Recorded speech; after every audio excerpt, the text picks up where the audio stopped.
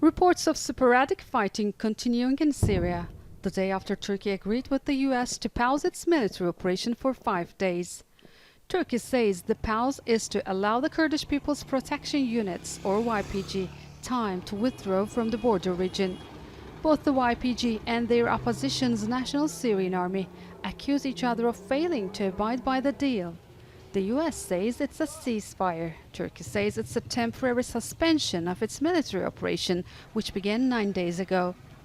Turkey's President Recep Tayyip Erdogan refuted the reports of violations.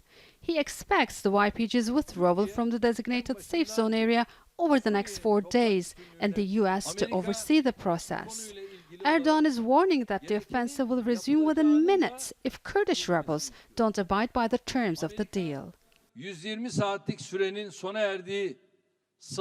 issue of the safe zone will be solved if the US can realise their promises when the ceasefire is due to end. But if the promises are not realised as soon as it ends, our operation of Peace Spring will continue more rapidly than before.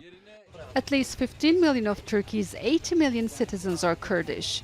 Turkey's leaders are repeatedly reiterating that their target is not the Kurdish people, but the YPG, because of its links to the PKK, which is designated as a terrorist group.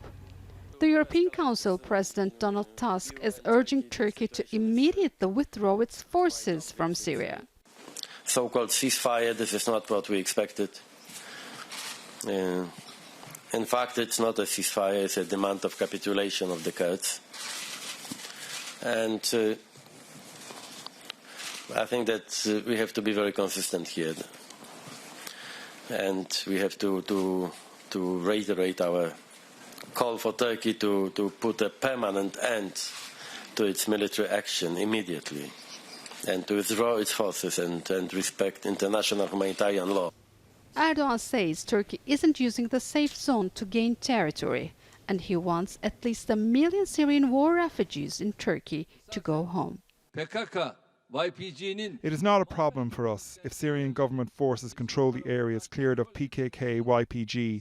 At the end, the aim is to clear the safe zone of these terror groups.